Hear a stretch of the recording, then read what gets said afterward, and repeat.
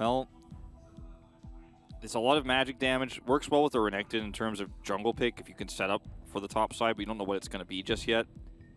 And... okay. Or mid.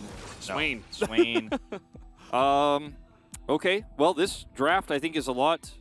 it has a lot more synergy than the other two drafts we've seen from Damwon so far. And the Morgana going to be very strong into the Wukong engage, into Amumu. Just shuts down any sort of hard engaged champion that's running at you. Not going to be as strong against Lissandra, who can get over that binding. And you say an Aatrox. Yeah, I think so. I think Aatrox is the right call here for T1, considering they basically just want to take this comp and go even more all in on it. And not rely on Gnar engages, just rely on Aatrox's power in the mid game. Because you can only bind one target. So you can't stop all of this rush down from T1. You can't stop the Aatrox and the Wukong and the Lissandra and the Kalista and the Amumu with one binding. Once again here by T1, who is on a roll. Let's go, guys, into game number 3.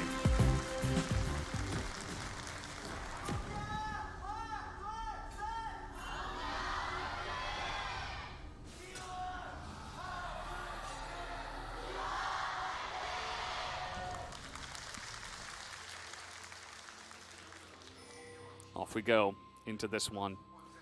And yeah, really doubling down here for T1. Not Silas, but it's Lissandra. A little bit of longer engage and potentially harder engage, depending on, you know, which ultimate Silas was able to steal. Yeah.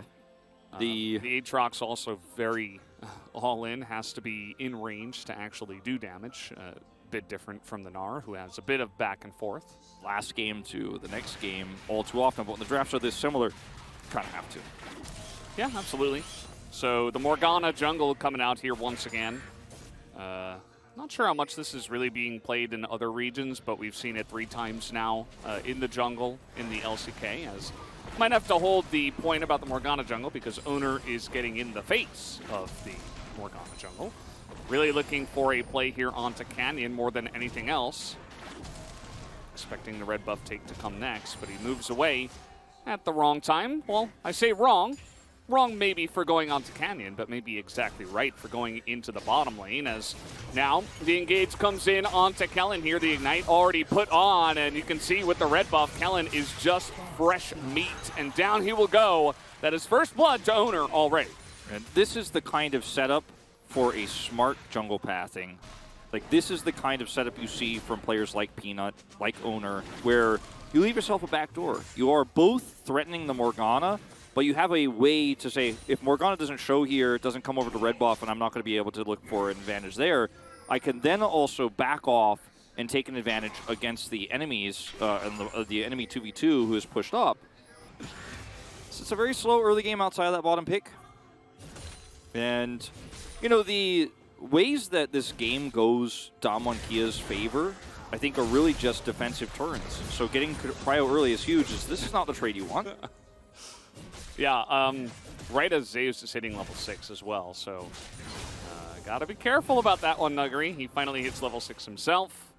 Probably calculating that for why he was getting aggressive there. Nuggery, a very aggressive player, as now he will go in with the Dominus. Does not care about the World Ender, but Zeus is going in. A heavy trade that looks to be in favor of Nuggery for the moment, as Zeus is trying to get those cooldowns back. As the follow-up will be there, and Zeus will have to back and teleport to this lane. Yeah, Nuggery doesn't want to all-in for the kill because he knows that he's won this trade enough to where he could just save his flash here, grab a plate, and get a free back himself. Really nicely played by Nuggery there.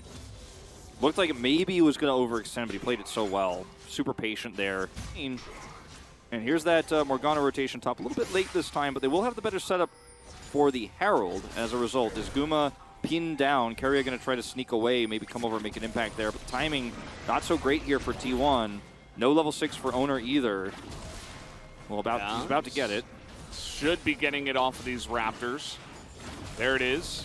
Kills just enough Raptors to get level 6, as now he is in position with Faker, who is going to get in here first, but the binding is good on to T1's jungler.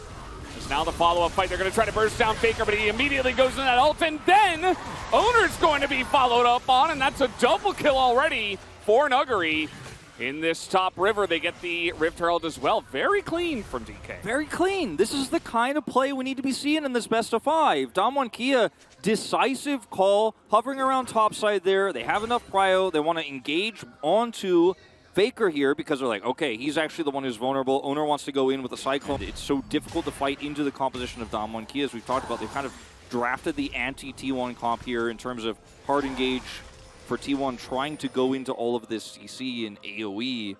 Not going to be easy, especially at this early part. Oh, Zeus messing up there on the dash. Dominus already pressed, trying to bully Zeus out of the lane, even getting some help from his buddy Swain. And Zeus doesn't look like he has to leave, but certainly not a great trade for him. We'll use his World Ender. But unlike the name, not going to be world ending for him in this lane. Will, of course, with the low health here, feel pressured now to back away. Will force a rotation over from Canyon. Even Keria coming over here. They're trying to set a trap. But look at that scry from Showmaker. Spots this out. It was able to identify no one is wrapping around too hard, so he can actually stay up there. It was actually really well timed from Showmaker. Just get some extra vision there. And, I mean, it's basic, it's easy, it's simple what Damwon Kia is doing this game, but it's working. And, you know, I really like this draft, but more so I really like how the players are playing it. Like, they're decisive, they're not any big errors. It's like the nerves are gone. And we usually don't see a big change like this with just one sub in, but it's Nugri. He's got so much experience under his belt, you know, and Birdall has spent most of the season on the bench. Yeah. It's like Nugri just comes in with the keys to the city here, you know? Mm-hmm. Nugri in a lot of trouble here, actually. Does not have any cooldowns. Just going to try to get burst down, but actually should be okay. Nearly trades it back, as he will not be okay in the end. In fact, Zeus will shut him down. See what we can get done here. Cross map, though, is what the bottom side is saying. Canyon drops down this Rift Herald, and that's going to be first turret and the extra plates here going over to the side of Damwon Kia. Ult coming through here defensively as well. Get some money back just a little bit. There's that first turret. And, I mean, this is unfortunately no farm for Kalista. And yeah, Renekton will lose some, but this is way better for Damwon Kia despite that pick. And he almost trades it back. Extra charge, too. Man. Yeah. This is like, if you took nameplates away, like, you know, is this T1? Yeah, how did they get blue side? But yeah, Canyon might have overextended here, going to be spotted by Keria. Denied on that one, as now the follow-up is going to be denied. In fact, no bandage toss. Faker still trying to press the issue, but it's pretty much alone at this point in time. You see that even Damwon just taking the safe play. You know, they got the second charge, so they don't over... It's not about how many hits the Draven can do with extra damage. It's more about just doing the damage yourself with your ult. Having that extra AP going to be nice. Nugri, safe, but safe enough is the question. Oh. Looks like, okay, they are going to find him, but no follow-up here, as Swain even going to help out from range, and the rest of the team trying to make their way down bottom side, looking for a potential teleport into this bottom wave. As Faker's just, you know, minding his business, pushing top. He's like, good distract, guys. It's just Ocean Drake, whatever. I mean, he has teleport, so he's really at no risk of giving this Drake up necessarily. He will give up the prio for this, but it's going to be money into his pockets. We did see the commitment of Showmaker to come down bottom side. Damwon Kia better be able to get this, or the trade will not be a trade. In fact, it'll just be a robbery. As here comes Faker from the flank. He's got a really nice position, but this teleport should be spotted. Will it be spotted on time? Faker's getting in there. They're looking for the wombo. They get into that back line, and they're going to decimate the Draven once again, as the Swain survives for a long period of time. And Nugri is so huge in this fight, but he cannot get on top of the Kalista. And T1, they do it again, this time from behind. They're able to sweep up Damwon Kia. All it takes is just one ward. One ward teleport comes in from Faker, and they are able to not only get top turret, but top turret, Drake, mid turret, and a team fight win. 4 members of Damwon Kia falling flat on their faces here, and all the lead they had, all the advantages they had, the smooth sailing we were talking about, it all comes crashing down. Is one flank angle from Faker. He makes the play, and they just Cyclone. And I do want to see what happens if we see a fight where T1 will actually have to force their way through a choke point. I do want to see what happens if T1 actually have to take a nice wraparound angle, which gives Damwon some collapse potential. Like, there are ways this does not just go default T1, And clearing vision is step number 1, so that those teleport angles can't happen again. 30 seconds until this next Drake spawn, but Faker's already got a look. He's trying to find an angle here in the Drake pit. Oh, they know he's there, though. They do know he's there this time, but goes to use, and he's got his happy feet going here a little bit. Still has flash, but he has been isolated. Nice amount of damage to him. There's the stopwatch now, as then he will go down. Yeah, and this is what I'm talking about. If you can find him, you turn on him, you kill him, and then suddenly a flank gets turned against you. As T1 look like they might try to make this a trade of objectives with the clear here mid. Damwon Kia should be very aware of this, but these Drakes have more health now. The Drake is going to take so long to take down. T1, though, they're walking into this control ward. I don't think it's realistic to try to take this one, and they will back away. Damwon Kia, one turn onto the flanking Faker, and it's a totally different story. We don't get to see a follow-up fight, and as T1, without your Lissandra engage, she almost buys enough time for them to come in. They just don't take the fight. They can't do it. They're not willing to do it. And it's crazy how both these games 2 and 3. Zeus is like, fight me, you won't. And okay, oh, looks like he just barely got out of that one. Yeah, TP does come in. Nuguri in a rough spot here. Does have teleport himself as Faker gets over the wall, and that will be a kill secured here for now. The 5-0 Aatrox. That is Zeus. I don't know if they're going to be able to roll this in too much. A lot of pings, though, towards the Baron, and now a teleport used. Looks like they want to make a move. Yeah, they want to play. They want to get more control here. Damwon Kia, not a whole lot of vision here anymore on the Baron themselves. That hurt. That's some Morgana for you. You end up getting a stun. Oh! There's some money in your pocket. Finally, DuckDom going to get a cash in here, and it's going to be a kill onto the 80 carry, and just like that, one ward over the wall, Morgana gets a binding, put that black pool on the 80 carry, and then from a million miles away, DuckDom snipes him. Who says Draven's not long range? Yeah, well, we do have teleport coming on in. Owner is still here. And he is behind the pit looking for it now, as we do have double smite here for the side of Damwon. As Faker gets in and gets blown up immediately, and Zeus is like, well, I gotta get out now. DuckDom gets black shielded here. There's no Aatrox angle for him. This should be the Baron. Owner does get in, and nope, it's gonna go the way of Damwon Kia, as one by one, the dominoes do fall here. Another kill into the hands of DuckDom. They pick up the Baron, and Damwon Kia now 6,000. Edge for them now. Gold lead, massive.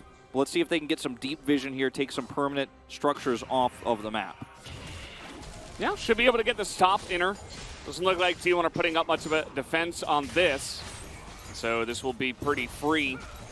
Should continue in towards the inhibitor. And when you get a couple of team comps that are very fiery, they love to fight, they love to skirmish into each other, and one of them gets a big lead like this, you know, again, unless DuckDom dies immediately, I think T1 are going to struggle when it does come to this fight, especially because they have heal deny for the Aatrox, so it's going to be much more difficult for him to go, you know, 1v9 in some of these fights. As the push will continue, Faker's got a little bit of an angle, and it will scare off Damwon Kia enough to push them back for now. Not anyone in a side lane. You know, it's just a 5-man push top here. Nobody bottom, nobody mid.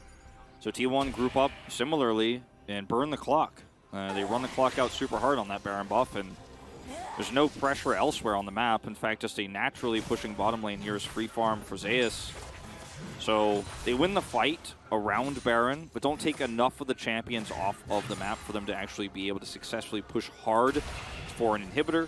And as a result, they get some gold here, 2,000, but not the advantages they were looking for in terms of money, in terms of structural damage. But what they do gain is the line of wards they're trying to now set up here. They have, of course, on the top side of the map near Baron Pit. Now they're using that push to control the third Drake for them, which would be soul point for this Cloud Soul.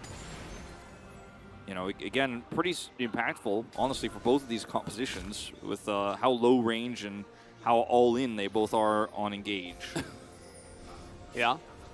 Huge zoom in here from Jonah Strong. Really trying to point out that a lot of what Damwon have gotten is in these bindings. Yeah, and also, you know, Morgana's Siege is pretty insane. She can clear those waves with Leandri's very fast, and even if she hits, you know, 1 or 2 black pools onto a champion in the mid lane while she's just pushing and sieging, their health goes down low enough they have to back, or they won't be able to come over and contest an objective. one binding hits, like you say, and that's actually the call to go and blow somebody up with the follow-up Draven ultimate. Instead, they will just push the waves, grab this Drake, and could Damwon Kia have maybe gotten a little bit, squeezed a little bit more gold and experience off of the map? Probably. One fight Not here. exactly the same, though, because you can Zhonya's with, like, ult scorn and stuff like that. Yeah, and you can also... And like you also Victor and Swain. You can do it whenever you want. Like, it's definitely not the same thing. But, we were so close! But, like, this lack of confidence here from Damwon Kia, even though they have a teleport on the Renekton who could be side laning, is not a good look here. Guma, there is a lot of other players there, not just Kellen. As now the engage not going to work this time into the concave that Damwon Kia do back into. But T1 get control of the Baron from this if Zayas can get out. Oh, binding! There once again, Faker has to stasis. Owner doesn't get the engage, and Damwon Kia, they back straight up into that concave.